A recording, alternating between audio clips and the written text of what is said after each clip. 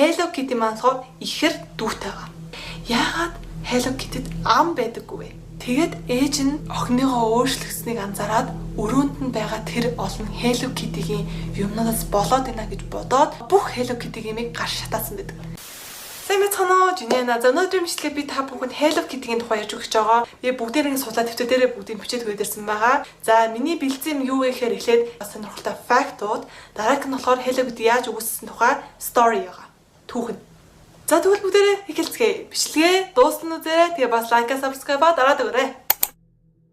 Хамгийн түрүүнд болохоор Hello Kitty маань 1974 оны 11 сарын 1-нд төрсэн байнамаа. За тэгвэл 21 оны байдлаар яг 48 настайгаа.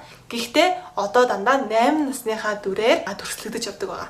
За Hello Kitty-гийн бүтэн нэр нь болохоор Kitty White.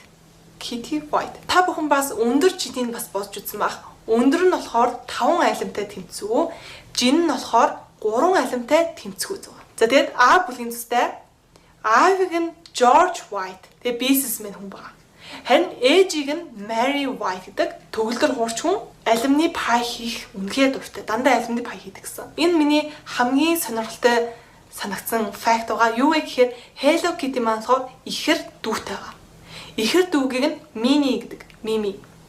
Тэгээд Hello Kitty амар ингээд сэргэлэн, цовоо, амар хим ярьдаг тийм хүүхэд. Харин Mimi маань болохоор амар эмгтэлэг, амар чимээгүй, тэгээ бас ичимхий гэж байгаа.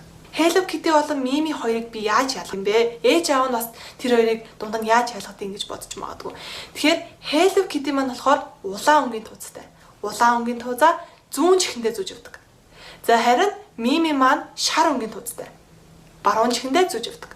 Тэгээ би бол урд нь Mimi гэж ихэр дүү байдаг гэдэг мэдээгүй.